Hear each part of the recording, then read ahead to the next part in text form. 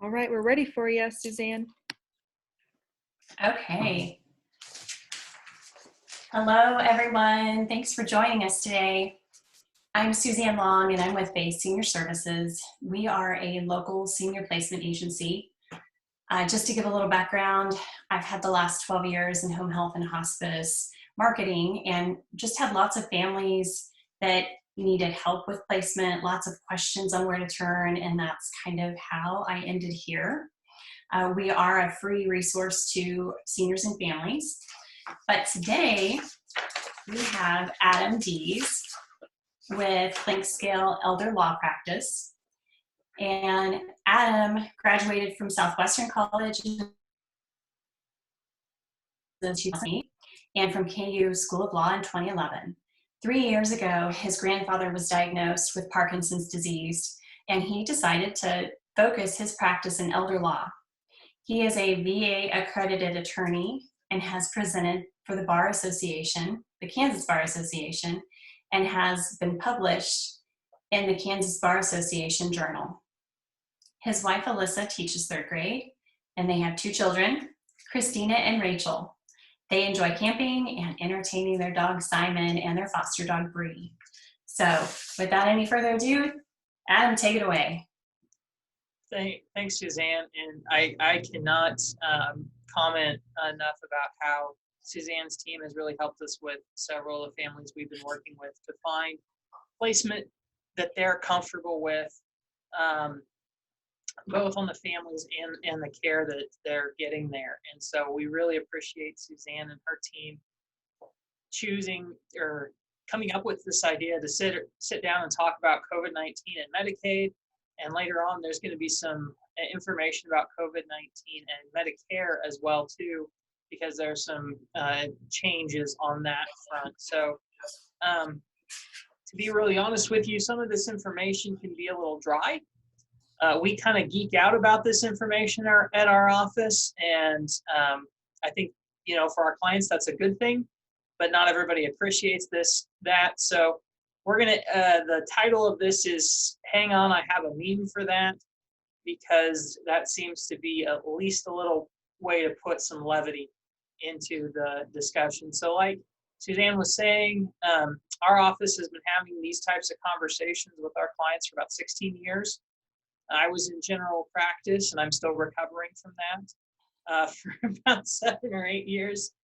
And it was at that point that my heart was really pulled to helping people find solutions to pay for long-term care, as well as my grandfather was diagnosed with Parkinson's and helping him live a life with dignity through all of that. And I have to tell you really shortly, this was one of my favorite times of the year because he had a beard that was about 3 inches long, completely white, and he would put on a red suit every year and would go as Santa Claus to visit kids. But the last stop that we'd always make on Christmas Eve, I was his elf and helped him out, was to the local nursing home. And to see the joy and the dignity that he brought to folks in a place where that's not always achievable is what I try to model my practice after and what we try to do here at Link Scale. So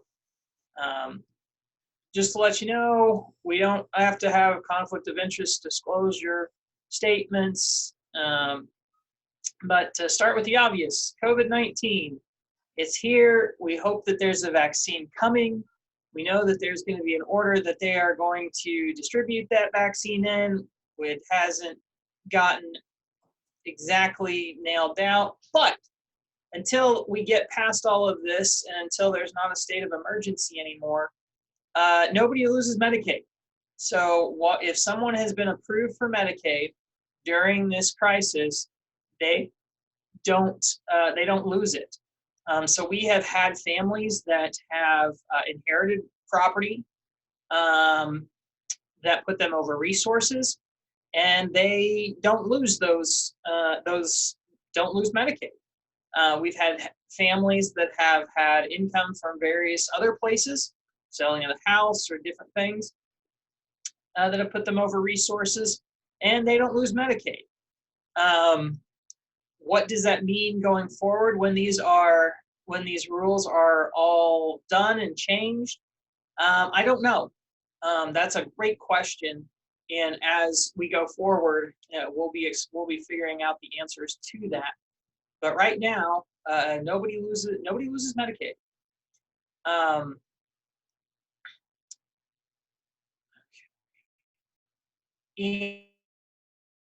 And the other piece of this is not only does nobody lose Medicaid, but this applies to renewals as well. So if you're doing renewal applications or limited renewals for some reason, yes, you can fill out that renewal, but there shouldn't be a change that's negative to the individual. So they're going to continue to receive the Medicaid that they have. The other piece of that was, and most of these have been worked through, but that if somebody had gotten discontinued effective March 31st, 2020, then their coverage is reinstated. Okay, so what that means is that nobody can lose Medicaid. Renewals are renewals. You can file the paperwork, but again, it's not going to change anything to the detriment of the person on Medicaid. And if for some reason their coverage was discontinued after March 31st, 2020, then their coverage is reinstated. Okay.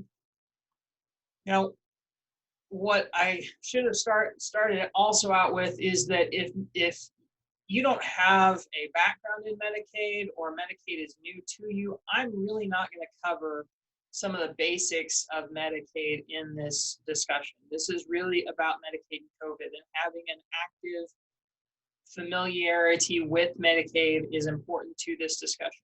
If you do have questions about anything that I've already said, or then anything that comes up in the presentation, there's a chat box. Emily is going to be monitoring that chat box. So if you've got questions, you can just ask those questions. Or Suzanne, if I say something that's confusing, please just jump in and say, hey, what about this or what about that? And we can have this dialogue. But it's good to see everybody today.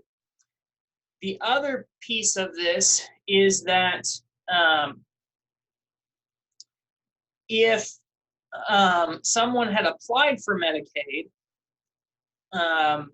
before April 1st, 2020, and then there was a denial for failure to provide information, that denial can be rescinded without additional information. So again, the idea is that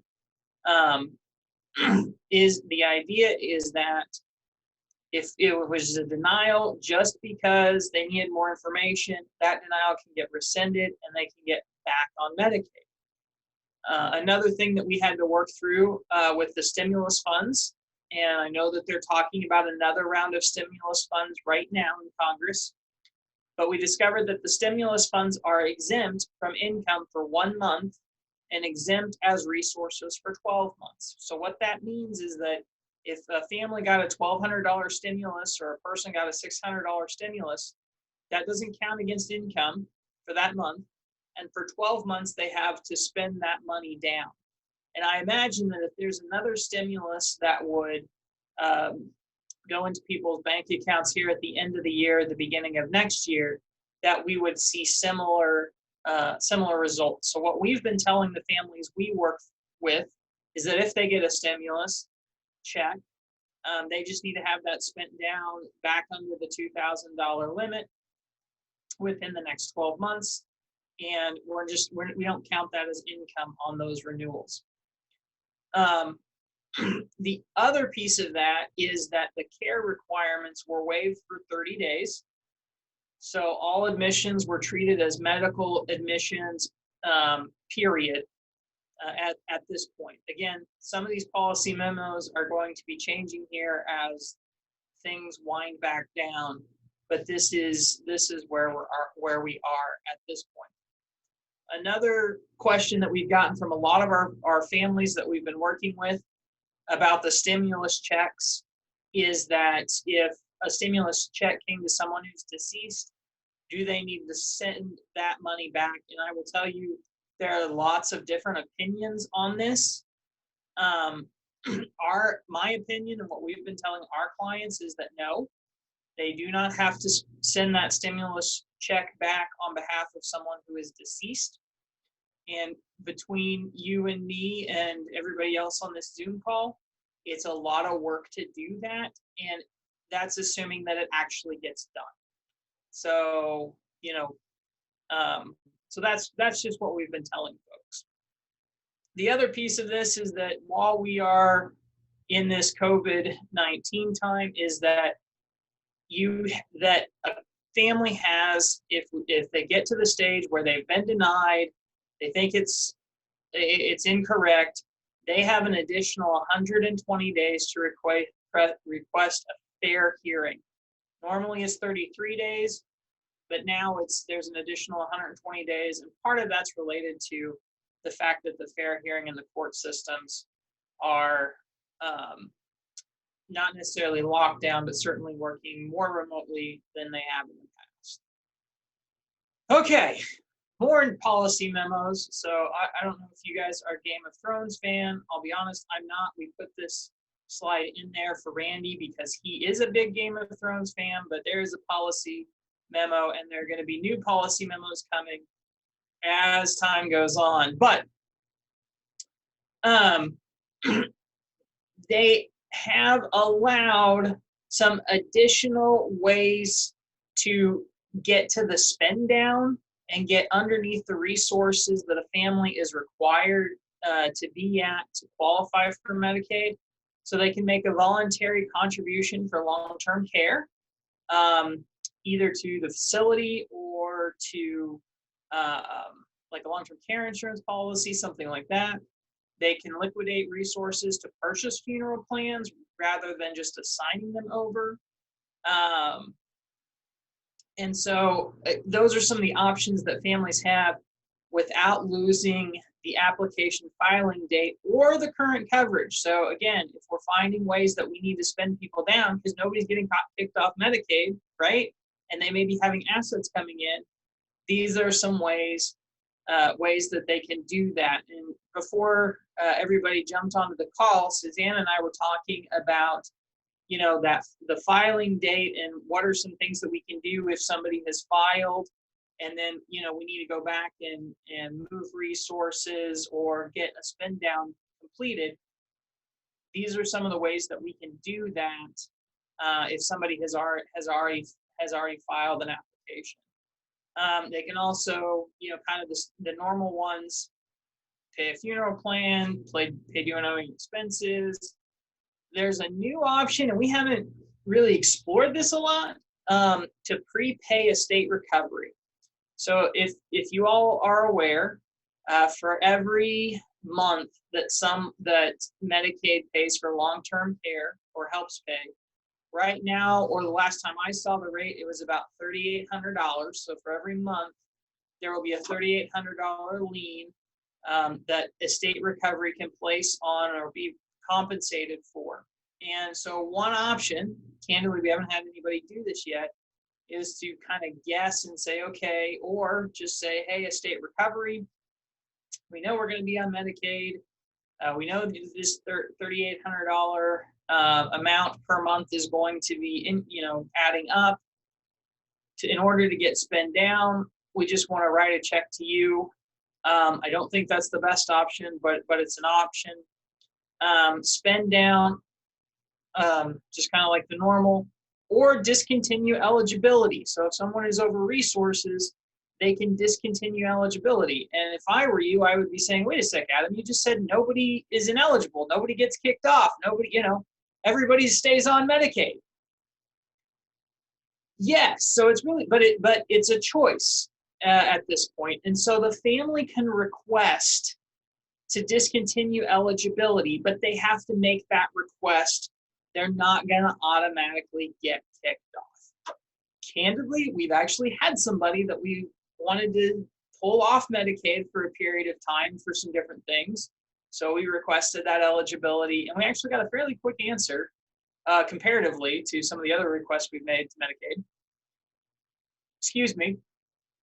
And they discontinued eligibility for the time period we needed, and we went on. Again, kind of going through this is some older things. So this is from February. Here is a kind of a new twist that has come out in 2020. It's not directly related to COVID, so we think this is going to probably continue into the future. What Medicaid has said is that if you prepay a facility as part of the spend down, then what the facility should do is place that extra into an account, like a trust account, and pay that out as the facility performs services, okay? But then Medicaid says, and we're going to count that extra account as a resource, and you become ineligible until that account gets paid down. So it effectively penalizes paying extra to the facility for care when a family doesn't necessarily have to. And again, that's been a strategy that we've used in the past to basically prepay for long-term care costs. And Medicaid is saying, no, you can't do that. What about a married couple? We really haven't seen that yet. Can we have a married person who is an ill spouse in a facility on Medicaid, and we have the well spouse who just wants to be in the facility with them, privately paying from their own resources? Can that well spouse pay in advance for those services that she is going to be receiving?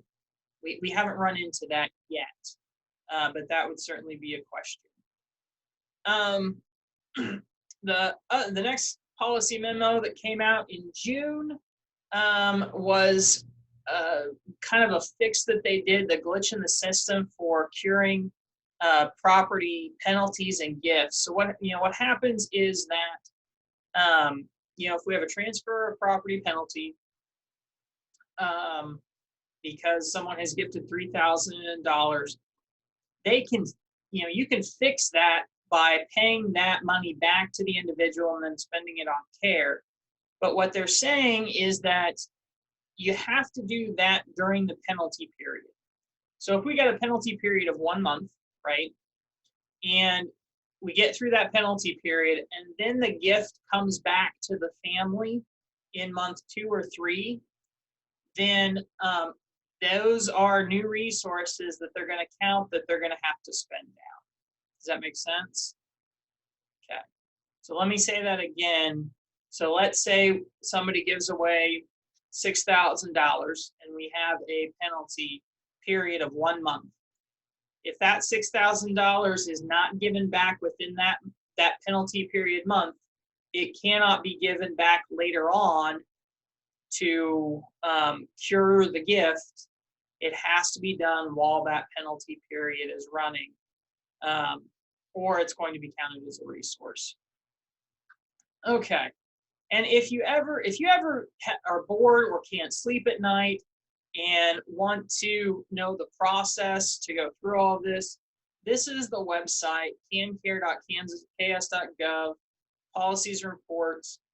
You can go to that website, and I think Emily's going to provide everybody with the slideshow after this, so you'll have that website available. Click on the policy log, open XLXS policy log. There's a new policy log that was updated here in September and November, and that's where you can find all of these policy memos. We look at this at least once a month, just to update our own internal operations. But so you can see from the policy log, let's see. There's voter registration. There is eligibility. There are all of these. I can tell you this is June to September. Before June, it was, there were a lot of policies between March and June of last year, or this year. This year is not over yet. So what's come up for us lately? Authorizations. CanCare is huge on their authorizations.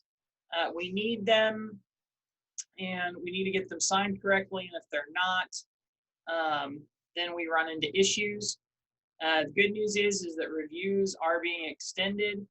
The bad news, and there's some litigation that's actually ongoing about farm accounts and LLCs. So let me kind of go into this a little bit. We work with a lot of families with farms and limited liability corporations, which, if you know, that is exempt property because it's supposed to be income producing, and it's supposed to write a check to the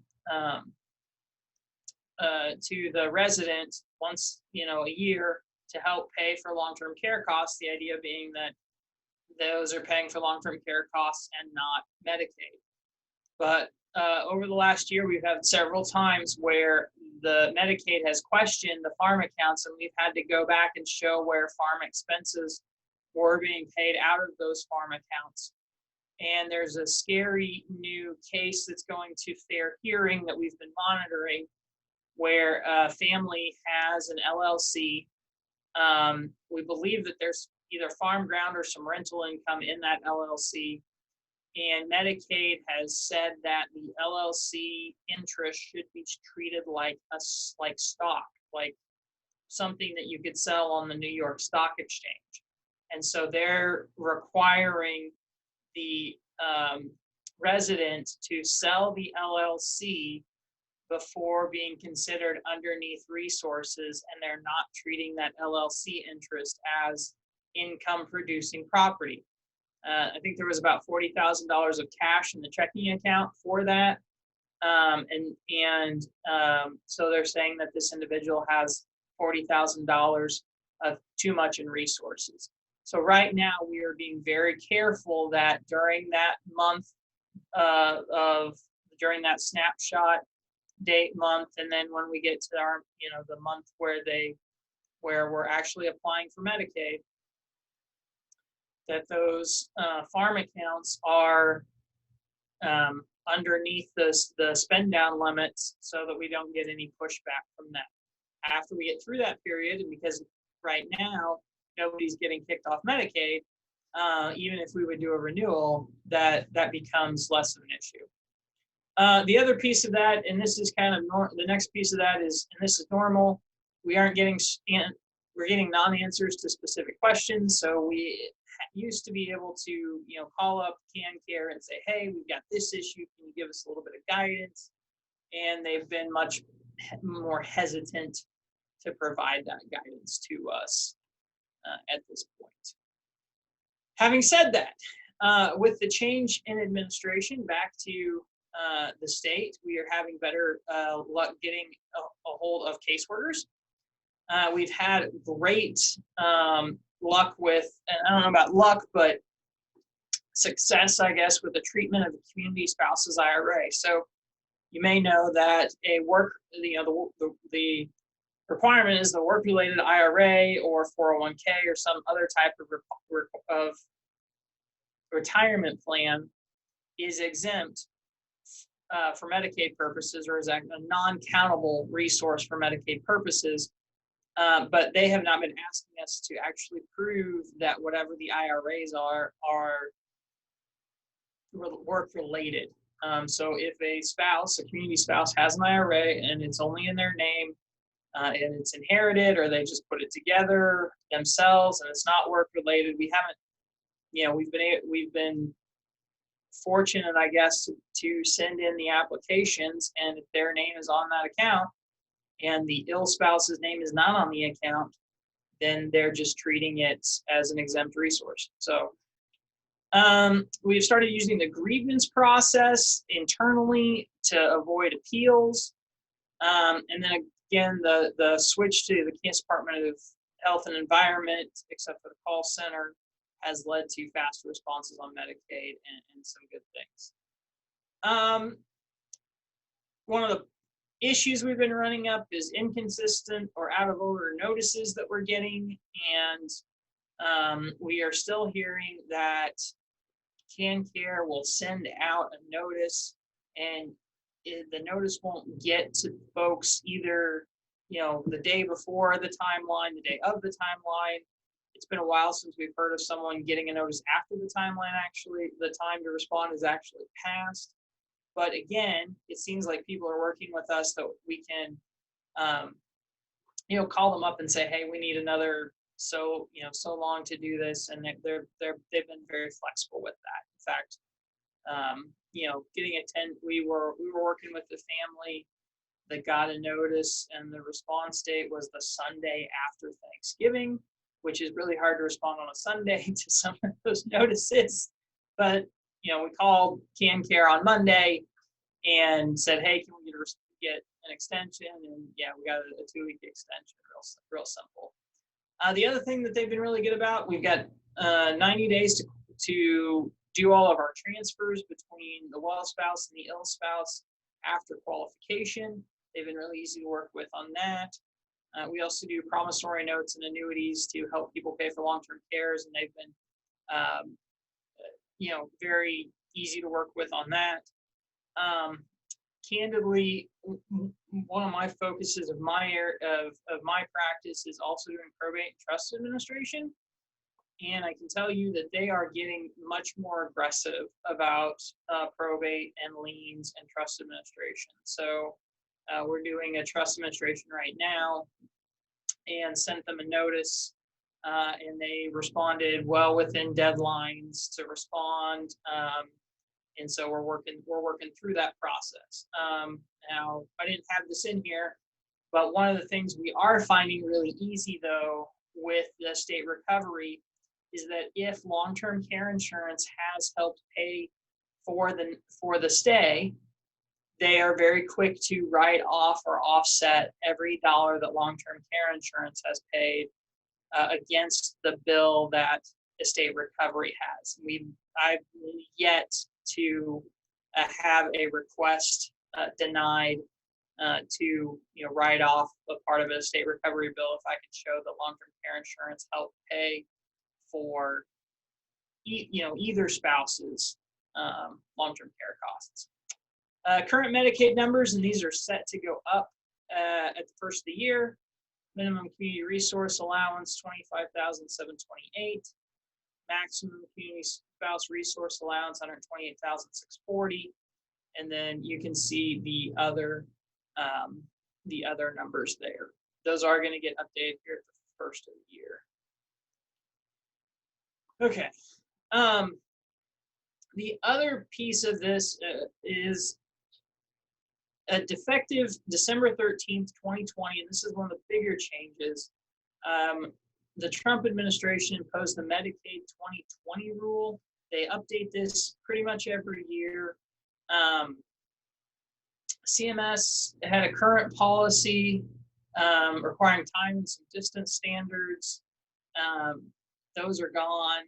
And what they have as far as adequacy of people and beds and all those types of things, and what the federal government said is that the states get to set those at this point. So I imagine that the state of Kansas, I could be wrong, they may not have those yet, but they may have those already, but if they don't, we'll be seeing those.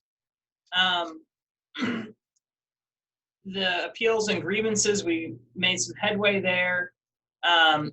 There was the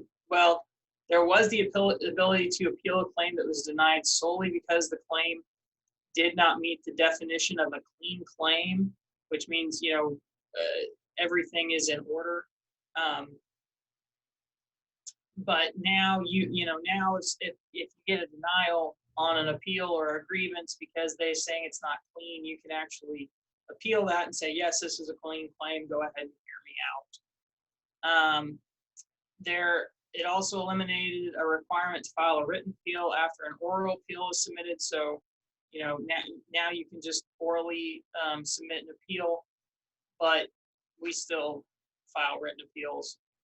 And then it also specified that the time frame to request a fair hearing is going to be no less than 90 days and no greater than 120 days, which in Kansas, I think it was 90 days. So that will go up a little bit. So the other piece is that there were some standard contract requirements out there for nursing homes, that those were, eliminated the requirement that a managed care plan that covered Medicare, Medicaid, dually enter a coordination of benefits agreement with Medicare and participate. They don't have to do that. They can just, they just don't have to do that anymore. And then there's some risk, and this gets into the insurance piece of it. There's some risk sharing mechanisms that can't be retroactively modified. A couple things about Medicaid expansion in Kansas. We haven't had it yet. It didn't pass in 2020 because of the Republicans. In the last election, Republicans in Kansas won 87 of 125 House seats, and they retained 29 of 40 Senate seats. Democrats lost the top Senate lawmaker. So Governor Kelly is still trying for Medicaid expansion.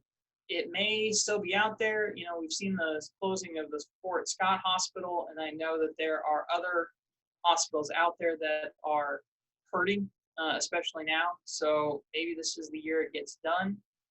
And then some bonus material about Medicare. Medicare Part B is going to pay for COVID-19 testing, including FDA authorized antibody testings, include all medically necessary hospitalizations, which is quarantine, and they've already come out and said it's going to cover paying for a vaccine. Another interesting part about Medicare, because of COVID, you can get skilled nursing facility care without a 3-day qualifying hospital stay. They don't want to, send somebody who has COVID into a hospital just for the 3-day period to then go into, that's not a good idea.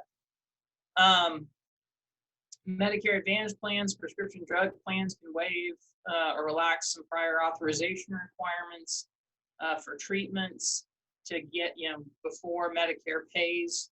And then here's kind of an interesting one. Hospitals can start providing hospital services and other healthcare facilities, including off-site screening. So, in Hayes, if I want to go get a COVID test, the hospital has a tent that's outside of the mall, and I just drive through and I get my COVID test, and I'm done. And so Medicare allows for that to happen.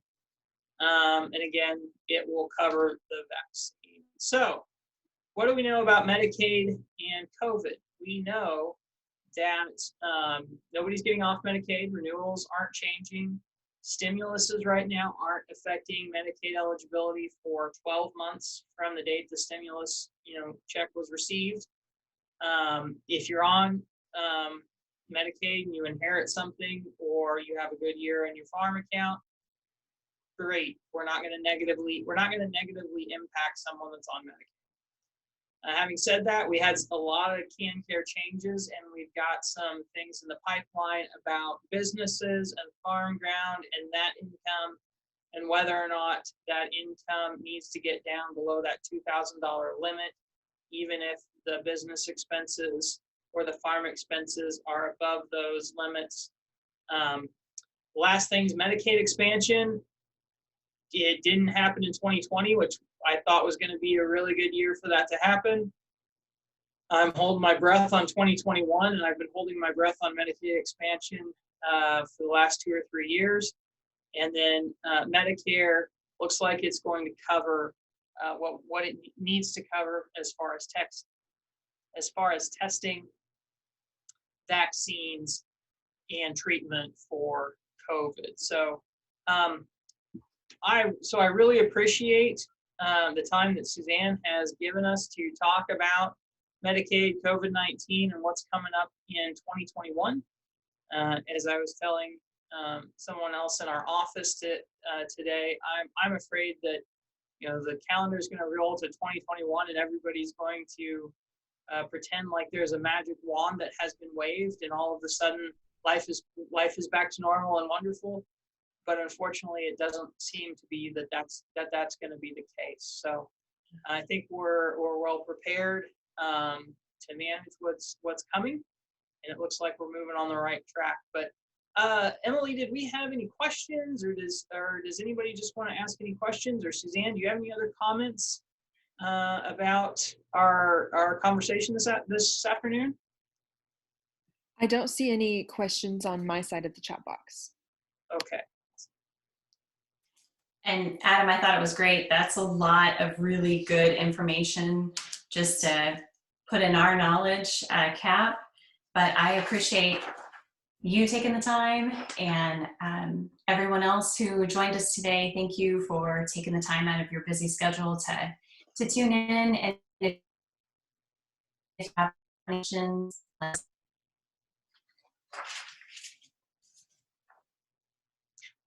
And thank you, Suzanne, for putting all of this together. We couldn't have done it without you. And maybe, hopefully, we'll be able to partner like this in the future. absolutely. Sounds great. Thank you.